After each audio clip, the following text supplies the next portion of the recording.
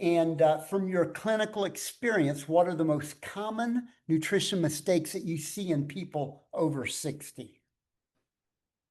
Yeah, it's a really good question because obviously in this day and age, there's so much information at just a touch of a button. So I see the gamut, the spectrum, where it's either, religion, like tribalistic sort of belief in some, nutrition theme, or, that's their belief. Whereas on the other spectrum, it's sort of the deer in the headlights, paralysis by analysis, because they're just like, I don't know who to believe, what to follow, that kind of thing. So that would be my kind of my first thought. Um, but I think just from working with people, um, juniors all the way to a person who's like I think my oldest class 82. Um, the big concern, obviously, and rightfully so, is heart disease. So that's typically the number one, obviously, chronic disease that we see worldwide.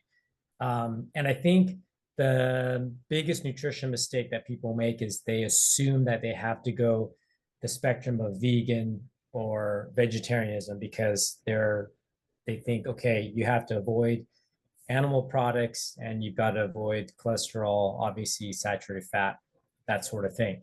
Now, obviously, that's a big can of worms when we talk about that. But I see a lot of problems with the strict vegan approach, and we'll get into it obviously because it's the limited scope of protein intake that they're having a hard time getting. And what I try to educate my clients in regards to the context of heart disease is that obviously there's a push from a pharmaceutical industry because they want cholesterol underneath 200. So that kind of opened up the customer base by a couple million, if not even more, because the high of cholesterol used to be 240. But even then, and because we run blood work on you, Greg, there's so many other markers other than total cholesterol, LDL, HDL, apolipoprotein B. But really, what's the critical marker or sort of manifestation we want to see if someone is on the road to heart disease is what does the CT heart scan say?